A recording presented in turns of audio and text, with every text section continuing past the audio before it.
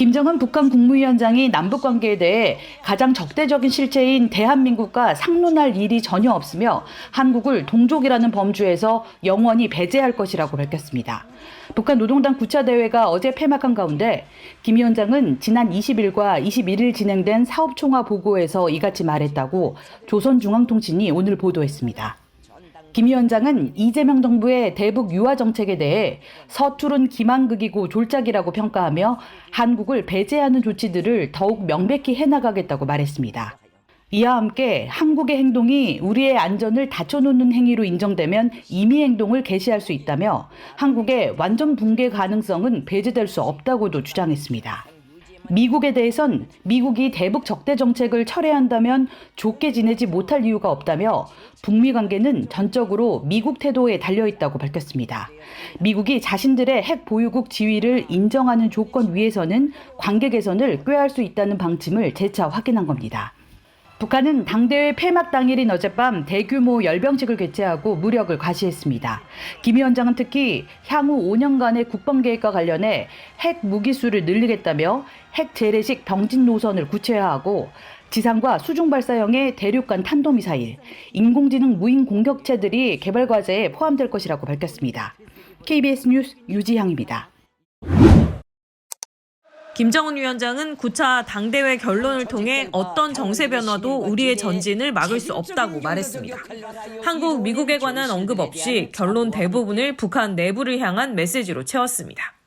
지방 발전 사업을 통해 건설한 공장과 부대 시설이 제대로 운영되지 않고 있다며 질책하기도 했습니다. 새로 시작되는 5년간의 투쟁도 역시 전적으로 우리의 주체적 역량, 우리 인민의 위대한 힘이 의거할 것이며 김정은의 입 역할을 하며 최근 무인기 관련 대남 담화를 발표해온 김여정 당 부부장은 우리의 장관에 해당하는 당 부장으로 승진했습니다. 김여정은 그전까지 선전선동부 부부장을 맡았는데 이번에 맡게 된 부서가 어디인지는 공개되지 않았습니다. 김여정은 정치국 후보위원회도 이름을 다시 올렸습니다. 2020년까지 정치국 후보위원이었던 김여정은 2021년 8차 당대회 때 후보위원 명단에서 빠졌다가 이번에 복귀했습니다. 노동당 최상위 조직인 정치국 상무위원회는 김정은과 박태성 내각 총리, 조용원 조직 지도부장과 함께 김재룡 당 규율조사부 부장, 리일환 당 비서가 새로 들어갔습니다.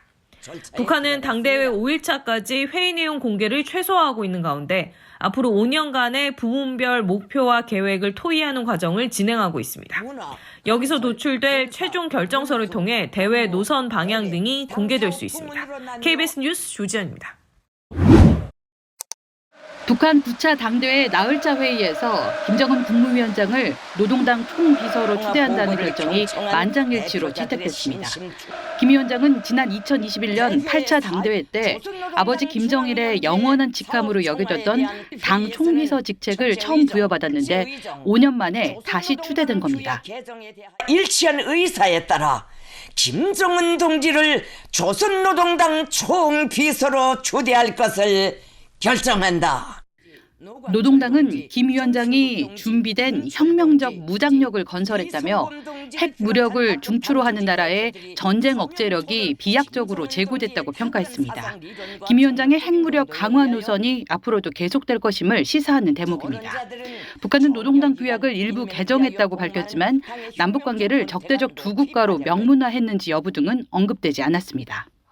앞으로 5년간의 대내외 노선의 향방을 가늠하게 할 사업총화 보고 역시 토론을 거친 뒤 결정서를 채택할 예정이라고 밝혔습니다. 같은 날 진행된 당 중앙위원 선거에서는 빨치산 혈통이자 대표 원로인 최룡해 최고인민회의 상임위원장이 탈락했습니다. 군부에서도 중앙위원 명단엔 박정천 당 비서와 리병철 당 군수정책 담당 총고문이 빠지고 새 무기체계 개발을 주도한 조춘용 당 군수공업부장이 이름을 올리는 등 원로그룹의 대거 이선 후퇴가 이뤄진 것으로 보입니다. KBS 뉴스 유지향입니다. 7,000명이 운집한 가운데 개막한 북한 노동당 9차 대회. 김정은 동지를 우러러 폭풍 같은 만세 환호성을 터쳐 올렸습니다. 김정은 위원장은 지난 5년간 커다란 발전을 이뤘다며 특히 경제 분야 성과에 자신감을 드러냈습니다. 경제 실패를 자인했던 8차 대회와 달라진 겁니다. 대외적 위상도 과시했습니다. 국가의 지위를 불가역적으로 굳건히 다짐으로써 세계 정치 구도와 우리 국가에 미치는 영향 관계에서 커다란 변화를 가져왔으며 국가 지위를 불가역적으로 다졌다. 핵 보유국 지위를 공고히 했다는 주장으로 풀이됩니다. 군사력을 대내외에 과시할 열병식 연습 장면도 포착됐습니다.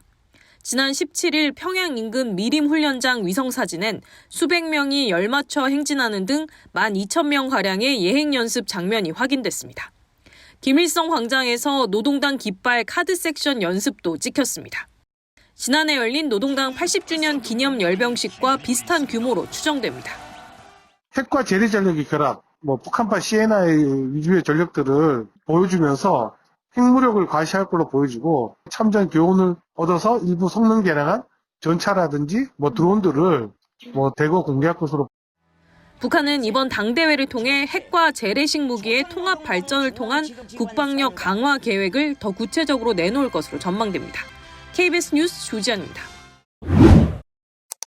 러시아식 털모자를 쓴 김정은 위원장이 북한군 명예위병대를 사열합니다.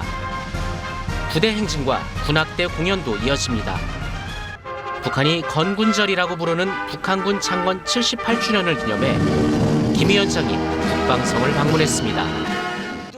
축하 연설에선 러시아 파병부대의 격려를 표하는 한편 9차 당대회에서 새 국방발전 5개년 계획을 제시하겠다고 예고했습니다. 당 제9차 대회가 가리킬 앞으로의 5년도 그 누구도 대신할 수 없는 우리 군대의 특출한 역할이 보다 높아지는 5년으로 될 것입니다. 다만 눈에 띄는 대회 메시지는 없었습니다. 2024년 건군절에는 한국을 제1적대국으로 지칭했고 지난해에는 미국이 한반도 격돌구도의 근본 원인이라고 비난했던 것과는 대조적입니다. 김 위원장은 9차 당대회를 앞두고 경제 성과 현장을 찾아 자신의 치적을 선전하는 데에도 힘을 쏟고 있습니다. 시설 전반이 깔끔하게 정돈된 평안북도의 한 축산 농장. 안으로 들어서자 염소들이 질서 있게 풀을 뜯고 젖소들은 자동화된 설비에서 체계적으로 관리되고 있습니다. 김 위원장은 팔을 크게 휘두르며 현장을 지휘하는가 하면 어린 소를 쓰다듬으며 흐뭇한 미소도 지어 보였습니다. 김정은 동지께서는 삼광축산농장이야말로 새시대 사회주의 농촌을 당당히 대표할 수 있는 이상적인 문화농촌이라고 기쁨 속에 말씀하셨습니다. 각종 치즈가 진열돼 있는 유제품 생산 공장에선 간이 시식회를 방불케 하는 장면도 이어졌습니다. 시종일관 만족감을 드러내던 김 위원장은 돌연 과거 이야기를 소환했습니다. 사회주의 농촌 태제 투쟁을 반세기 이상 해봤지만 효과가 없었다며 이를 신랄하게 비판했습니다. 사회주의 농촌 태제는 할아버지 김일성이 1960년대 제시한 농촌 건설 지침인데 그간 성역화했던 선대 지도자의 정책 문제점을 공개적으로 지적한 겁니다. 첫 번째는 김일성 시대를 경험해보지 못한 젊은 세대들에게 젊은 지도자로서 김정은의 영도력을 과시하고자 하는 의도가 좀 보여지고요. 두 번째는 지금 9차 당대회를 앞두고 노동신문 보도에도 나타나듯이 모든 그 선전의 초점이 8차 당대회 이후에 지난 5년 동안 경제적 성과를 강조하는 데 맞춰져 있거든요. 그래서 김정은 시대의 그런 지난 5년 동안 경제 성과를 강조하기 위해서 가장 그 쉬운 방법 중에 하나가 과거 시대를 대비시키는 거죠. 북한 매체는 최근 김 위원장의 지방발전 정책에 따라 전국 곳곳에 완공된 공장과 병원 등을 집중적으로 소개하고 있습니다. 이례적으로 경제발전의 실패를 자인했던 8차 당대회 때와 달리 이번 당대회에선 지방발전을 핵심 성과로 선전할 것으로 예상되는 대목입니다. 또 점차 선대의 그늘에서 벗어나 독자 노선의 폭을 넓히고 있는 김 위원장이 자신만의 고유 통치 이념인 김정은 주의를 정식으로 공표할지도 주목됩니다. 대외 관계라던가 아니면 후계 체제 문제라던가 다 이 틀 안에서 결정이 되기 때문에 오히려 이런 상징성, 김정은주의를 어떻게 명명할 것인가, 어떤 공식 언어로 확정할 것인가에 좀 초점을 맞춰서 분석해야 된다고 생각을 하고요.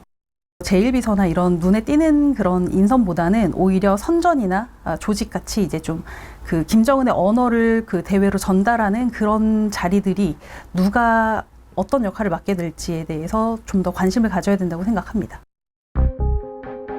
미국의 북한 전문 매체 38노스는 9차 당대회 등을 계기로 김 위원장이 조부 김일성이 사용했던 주석 직함을 계승할 가능성이 있다고 전망했습니다. 주석제가 부활하고 김정은이 주석에 오를 경우 북한 내 정책 결정 구조와 후계 구도에 영향을 미칠 가능성이 있습니다. 이와 함께 북한은 이번 당대회에서 핵 전력을 강화하기 위한 다음 단계의 구상을 밝히겠다고 한 만큼 그 구상에도 관심이 쏠리고 있습니다. 남북 관계에 대해선 노동당 규약에 적대적 두 국가를 명문화할 것이란 관측이 나옵니다. 당규약 전문에 보면 여전히 이 조국의 평화 통일이나 민족 대단결 또 민족의 공동 번영 이런 내용들을 조선노동당의 투쟁 목표로 설정을 해놓고 있거든요. 이러한 적대적 두 국가 주장과 부합하지 않는 표현들을 제거하거나 손볼 가능성이 대단히 높다고 보여집니다. 북한은 9차 당대회를 2월 하순 평양에서 개최하기로 공식 결정했다고 밝혔습니다. 은둔의 지도자 이미지답게 집권기간 단 한 차례도 당대회를 열지 않았던 김정일과 달리 김 위원장은 2016년 36년 만에 당대회를 부활시킨 이후 5년 주기를 정착시켜 나가는 모습입니다. 북한이 이번 당대회를 통해 미국을 향해 어떤 메시지를 낼지도 주목되는 부분입니다. 대북 인도적 사업에 대한 유엔 안보리의 승인 절차가 9달 동안 막혀 있다가 최근에 풀렸는데요. 그동안 사업 승인에 반대해왔던 트럼프 행정부가 허용으로 돌아서며 북한에 유화적인 메시지를 보낸 겁니다. 오는 4월 트럼프 대통령의 중국 방문을 앞두고 북미 대화에 물꼬를 트려는 시도로 보이는데 북한이 호응할 가능성은 낮아 보입니다.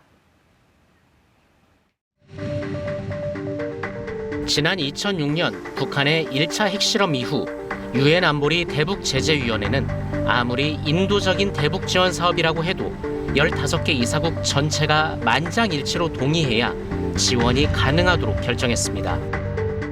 이 때문에 세계보건기구 같은 국제기구는 물론 우리나라 지자체나 민간단체들도 유엔의 승인을 얻어 지원 사업을 이어왔습니다. 하지만 지난해 상반기 이후 약 9개월간 유엔의 이 같은 승인 절차가 사실상 멈춰섰습니다. 그동안 미국의 트럼프 행정부가 군사적 목적 등으로 활용될 것을 우려해 인도적인 대북 지원 사업도 반대해왔기 때문입니다. 그런데 지난 7일 유엔 대북제재위원회가 대북 인도적 지원 사업 17건에 대한 시행을 일괄적으로 승인했습니다.